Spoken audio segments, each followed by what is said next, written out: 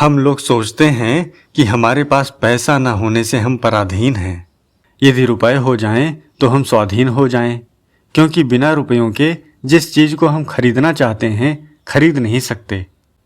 यदि रुपया हो जाए तो हम जो कोई भी चीज़ खरीदना चाहें तो खरीद लें, परंतु इसे ठीक प्रकार से समझना है। यदि आप रुपयों से चीज़ खरीद लेते हैं तो आप स्वाधीन कहाँ हुए, आप रुपयों के अधीन हुए। रुपए पर हैं, स्व नहीं, अतः पराधीन हुए। रुपयों के अधीन रहकर आपको स्वाधीनता का अनुभव होता है, यह गलती है। जैसे रुपयों के अभाव में पराधीनता है, ऐसे ही रुपयों के रहते हुए भी पराधीनता है। पहले रुपए नहीं थे, वह दुख था, अब रुपए खर्च हो जाएंगे, यह दुख है। फर्क इतना ही है कि रुपयों के न रहने पर पराधीनता का अनुभव होता है, परंतु रुपयों के आने पर ऐसी अंधेरी आती है कि पराधीनता का अनुभव नहीं होता। जिसको पराधीनता का अनुभव होता है वह पराधीनता से रहित अर्थात स्वाधीन हो सकता है, पर जो पराधीन हो और पराधीनता का अनुभव ना करता हो वह स्वाधीन नहीं हो सकता। जब तक आपको प्रकृति से उत्पन्न होने वाली प्राकृत पदार्थों की चाहना है, तब तक आप बिल्कुल पराधीन हैं, क्योंकि ये प्राकृत पदार्थ रुपया, धन, शरीर आदि आने जाने वाले, उत्पन्न और नष्ट होने वाले हैं, परंतु आप रहने वाले हैं। आप शरीर के उत्पन्न होने से पहले भी थे, अब भी हैं और शरीर नष्ट होने पर भी रहेंगे। अतः यदि आप शरीर, इंद्रियों, अंतःकरण आदि के अधीन नहीं होंगे तभी आप स्वाधीन होंगे। इनके अधीन होना तो पराधीन होना है। परमात्मा स्व है, आप और परमात्मा दोनों रहने वाले हैं। यदि आप परमात्मा के अधीन हो जाएं, उनकी शरण हो जाएं, तो स्वाधीन हो जाएंगे, क्योंकि परमात्मा स्व हैं, अपने हैं।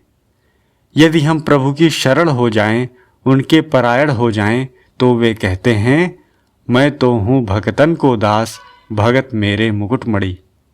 भगवान आपको मालिक बना लेते हैं। अर्जुन भगवान को कहते हैं कि मेरे रथ को दोनों सेनाओं के बीच में खड़ा कीजिए। सेनयोरुभयोर मध्ये रथम स्थापय मे अच्युत। भगवान उसकी आज्ञा का पालन करते हैं। आप भगवान के अधीन हो जाते हैं। परंतु ये रुपए पैसे जिनके लिए आप झूठ, कपट, बेईमानी, जालसाजी सब कुछ करते हैं, वे जाते समय आपसे पूछेंगे नहीं कि हम जा रहे हैं, चुपके से खिसक जाएंगे, कोई लिहाज नहीं करेंगे। इसी प्रकार यह शरीर जिसे आप मेरा और कभी मैं भी कह देते हैं, वर्षों तक अन्न, जल, वस्त्र आदि दिया, परंतु 1 या 2 दिन भी अन्न जल ना दें तो पोल निकाल देगा, काम करना बंद कर देगा। यह लिहाज नहीं करेगा कि वर्षों तक अन्न जल दिया, अब 2 दिन नहीं दिया तो कोई बात नहीं। यह इतना कृतघ्न है। आप इसकी गुलामी करते हो, परंतु यह आपकी गुलामी नहीं करता। यह अपना नहीं है, इसे आप अपना मान लेते हैं, यह धोखा है। इस पर आपका आधिपत्य नहीं है। अगर आपका आधिपत्य हो तो इसे कमजोरी से बचा लो। बूढ़ा मत होने दो, बीमार मत होने दो, और कम से कम मरने तो मत दो। आप ये कर सकते हो क्या? यदि नहीं तो इसे अपना मानना गलती है। यह शरीर अपना इस बात में है कि इससे आपको जो लाभ लेना हो ले लो। इससे अपना उद्धार, अपना कल्याण कर सकते हो। उद्धार होगा शरीर की अहमता, ममता के त्याग से। शरीर की सभी वस्तुएं केवल त्याग के लिए, दूसरों की सेवा के लिए मिली हैं, अपने लिए नहीं। अगर इस बात को मान लें तो महान शांति मिलेगी। ऐसा मानने से मरने का भय मिट जाएगा और तृष्णा तथा कामना मिट जाएगी। कामना के मिटने पर दरिद्रता सर्वथा मिट जाएगी, परंतु इन चीज़ों को लेते रहोगे तो दरिद्रता बढ़ेगी। जिम प्रतिलाभ लोभ अधिकाई। ज्यों ज्यों वस्तु अधिक होगी त्यों त्यों भाव अधिक होगा। यह बात बड़ी पक्की, सच्ची तथा शास्त्रीय सिद्धांत की है। स्थूल रीति से भी मनुष्यों को मैंने देखा है कि जब धन कम था सत्संग में आते थे, भजन साधन करते थे और कहते थे कि ये धनी आदमी सत्संग में क्यों नहीं आते, हमारे तो पैसे की कमी है, खाने को पूरी रोटी नहीं है, फिर भी सत्संग में आने का मन रहता है। परंतु जब उन लोगों के धन हो गया तो वे भी अब सत्संग में नहीं आते। यदि उनसे कोई कहे कि सत्संग में चलो तो कहते हैं कि इतना काम धंधा है कि जा नहीं सकते। दूसरे धनवानों को जो कहते थे वही दशा उनकी हो गई, ऐसा हमने देखा है। दूसरी बात है कि पैसा होने पर आसुरी संपदा का लक्षण अभिमान आ जाता है। अभिमानी के प्रति किसी को दया नहीं आती, गरीब के प्रति दूसरों को दया आ जाती है। धनी व्यक्ति के नौकर भी आपस में बात करते हैं कि सेठ के पास पैसे बहुत हो गए पर अकल नहीं है, उसका मुंह न देखें पर क्या करें, पैदा नहीं है, इस कारण इसके यहाँ नौकरी करनी पड़ती है। नौकर उससे घृणा करते हैं। आप स्वतंत्र तब हो सकते हैं जब रुपयों की गुलामी ना रहे।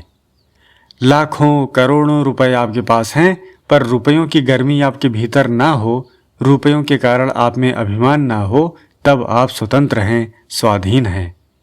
परंतु रुपयों के रहने से स्वाधीन मानना बिल्कुल गलती है। परंतु क्या बतावें, किसको कहें, कैसे समझावें। आदि अविद्या अटपटी, घट घट बीच अड़ी, कहो कैसे समझाइए, कुएं भांग पड़ी। उसी कुएं का पानी पी पी कर सब पागल हो रहे हैं। साधु गृहस्थ पंडित मूर्ख ब्राह्मण वैश्य सबके एक ही धुन सवार है, हाय पैसा हाय पैसा। जिस दिन पदार्थों की गुलामी भीतर से निकल जाएगी और यह वहम मिट जाएगा कि आदमी रुपयों से बड़े बनते हैं, उस दिन लाखों करोड़ों रुपए रहने पर भी आप स्वतंत्र हैं और एक कौड़ी न रहने पर भी आप स्वतंत्र हैं। परंतु जब तक तृष्णा है तब तक आपके पास रुपए हों तो भी आप दरिद्र हैं और रुपए ना हों तो भी आप दरिद्र हैं। ये सब पर हैं। इसी प्रकार सैन्य बल राज्य बल के रहते हुए भी आप निर्बल हैं, क्योंकि यह पराया बल है। पराये बल से आप पराधीन होते हैं, स्वाधीन नहीं। अतः जड़ता के आश्रय का त्याग करो और चिन्मय परमात्मा का आश्रय लो, जो पर नहीं स्व हैं, अपने हैं। परमात्मा के सिवाय कोई अपना नहीं है। उनके अधीन होते ही आप स्वाधीन हो जाते हैं, स्वतंत्र हो जाते हैं। उनके आश्रित होते ही दुनिया तथा दुनिया के नाशवान पदार्थ ही नहीं अपितु परमात्मा आपके वश में हो जाएंगे। अतः पदार्थों के आश्रित न रहें, उनकी गुलामी न करें। रुपए पैसे न्याय युक्त कमाओ और उनका सदुपयोग करो। आप करोड़पति या लखपति कब हों, जबकि करोड़ या लाख रुपयों को ठोकर मारकर चल दें और मन पर कोई असर न पड़े। परंतु यदि लाख रुपयों में से 4-5 हजार रुपए भी खर्च हो जाएं और भीतर खनखनाहट हो तो आप लखपति नहीं लखदास हो और पराधीन हो। परंतु यदि वस्तुएं आपके अधीन हैं तो आप स्वाधीन हो, चाहे रुपए आपके पास हों या ना हो। रुपए हो जाएं ना हो जाएं इसकी परवाह नहीं। सिद्ध्य सिद्ध्योः समो भूत्वा समत्वं योग उच्यते, समः सिद्धावसिद्धौ च कृत्वापि न निबध्यते। यदि सिद्धि के गुलाम हो जाएंगे तो असिद्धि में दुख पाना पड़ेगा, पराधीनता नहीं छूटेगी। यदि अपने कमाए हुए रुपयों से आप बड़े हो जाते हैं तो सोचो कि आप बड़े हुए कि रुपए बड़े हुए।